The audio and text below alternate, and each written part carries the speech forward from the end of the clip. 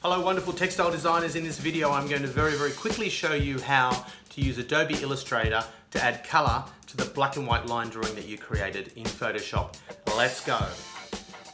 Okay, the screen record program that I've got is really basic and it's cutting out the drop down menu. So I'm going to show you how to do it on the actual computer here.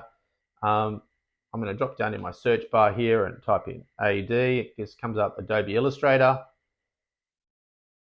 Adobe opens for me very nicely. And then you can pick one of these sizes, but I always go over here to more presets. Click on that. And we're going to go A4. And our color space here is RGB. Select that. And go create. Now, we're going to place the image that we created in Photoshop, which is the birdie. So we go File, scroll down to Place, so place the image. We're going to look for Mr. Birdie. I've kept him on the desktop, or wherever he is, you need to find him. Put him somewhere and name him something you're going to be able to find. And I'm going to click on the left-hand side here. And you can move this around anyway by holding your finger down on the mouse and just moving him around. Now, this image that comes out of Photoshop is known as a raster image, which basically means it's made up of lots and lots of little dots. So if I was to zoom in on our birdie enough, you can see it's very pixelated. See those rough edges? That's pixelation. I'm going to go up here and go View, Fit in Screen to go back to what we were. So we need to turn this into a vector image. Now a vector image is what Adobe Illustrator deals with. So Photoshop's raster. Adobe Illustrator is vector images. Vector images are great because if you're printing from a vector image, you can enlarge it without creating pixelation. And that's because it's using equations to create these lines. So, you know, in maths, we've got y equals x squared for a parabola, or y equals mx plus b for a straight line. You can change the size of the line without creating pixelation. So to turn this into a vector image, we go up here to Image Trace. And by the way, if your desktop doesn't look like mine, you might need to go to Window and go to Workspace and make sure that you've got Essential Classic selected. I'm going to create a vector image from this. So what I do is I go Image Trace, and I'm going to go OK. And then once I've done that, all I need to do is hit this button here, which is Expand. Hit Expand, and we now have a vectorized image. Will fit all in Window. So what I want to do now is get rid of the white background in this. So it's just black line work. So what I'm going to do is I'm going to click my selection tool over here at the top left-hand side. I'm going to drag him off the table, off the artboard, and you can see we've got a white background there. Then I'm going to select my magic wand tool, and I'm going to select the background, and I'm going to hit delete, and voila, we now have a birdie that and sometimes I have trouble dragging him across, but eventually, I think the bottom left-hand side is where you need to grab.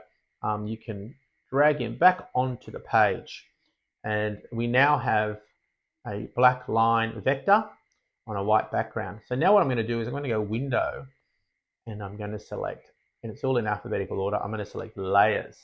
And that layer is our black line work. So what I'm going to do is I'm going to go up here to these three little dots here, just there, the three little bars, horizontal bars, click that, and I'm going to go Duplicate Layer 1.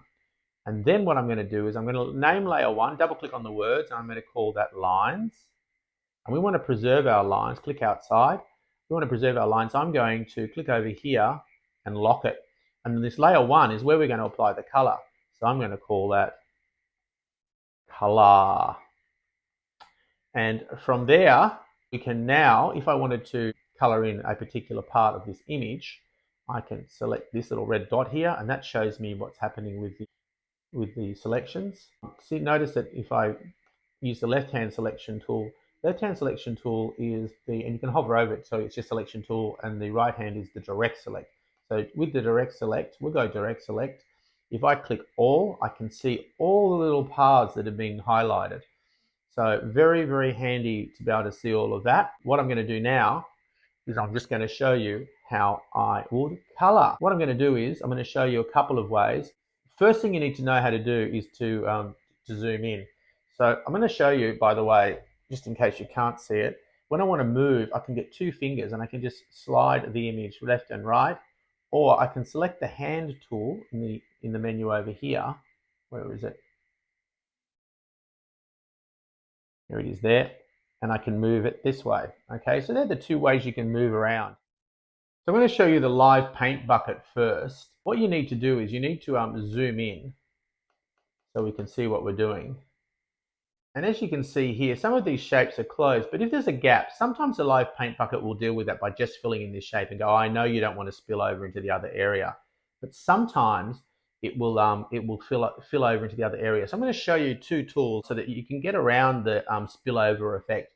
Now, any of these tiles over here, incidentally, if your desktop doesn't look the same as mine, remember you go Window and you go to Workspace, and Essentials Classic. Okay, so just remember that if it doesn't look the same as mine, and if you're going too big, you can always go Control minus, will get us back. Control plus, Control minus. Okay, but you work all this stuff out by looking at the little hints at the and you can see there too that if I go right and left with my finger on the mouse pad, it'll zoom in and out. Right and left on the mouse pad with one finger, you can zoom in and out that way too. So there's more than one way to do anything in this program. You just got to learn the different ways and pick the one that you prefer. So if we go over here, any of these squares that have multiple choices on them, at the moment it's live paint bucket, but it'll give you a number of choices. So if it's on the wrong one, you can always hover over it, click on that button and find the one you want. So live paint bucket's what we want. We're on color, which is good. We're going to select all of them. And that shows us all our shapes here. Now, at the moment, if I select a color like red and go OK, if the fill doesn't fill up, and at the moment that's gray over here, I wanted red. So what I need to do is I need to go Window, I need to go down to Color. Let's find Color. And I need to click on these 3 little bars that are here and go RGB. And now it's red. Okay, so now if I jump in here with my little bucket and click, I get a red dot. Click, click. And let's just have a look at the layers palette and make sure we're actually coloring in the right place. Window, layers, and we are on the color line, which is what we wanted. So, but you can see if I go up here, it's going to color the whole body red. And if I don't want that to happen, if I want to color in different sections, I'm going to show you the next tool that's really handy. And that is over here on the paintbrush tool. If I click on the little triangle on the corner of it, we go down to blob brush tool. And our blob brush tool is a really handy tool because it allows us to use our pen. So the other thing to remember is that we're dealing with fill for the live paint bucket, but for the blob brush pen, we're dealing with the stroke. So I double click on that and I select, let's select a bit of blue just for the sake of it.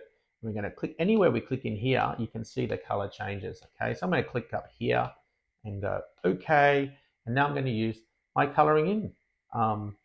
And what's handy about this is, say I'm wanting to paint this all blue, if I go up to the edge of that black line, you might think I'm painting over the line, but you see how it corrects? Let's actually zoom in so I can actually show you how that works, because it's a little bit confusing at times.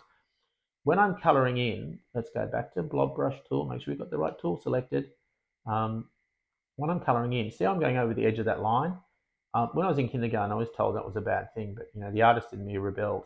But if we go around here, watch what happens. It corrects. So you can color outside the lines and it won't even let you be messy. If you wanted to go over the lines, you could always pick the actual line layer if you wanted, and that would allow you to do that. But there you go. That's how you color in. Now, if you want to rub out, sorry for bumping the camera. If you want to rub out, you can select your little, I'm going to use the mouse, it's always more reliable.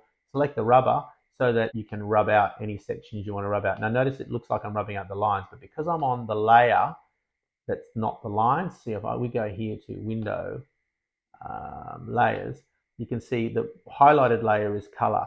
If I was highlighting the line layer, that would be a problem, but it probably won't let me rub it out because I've locked it.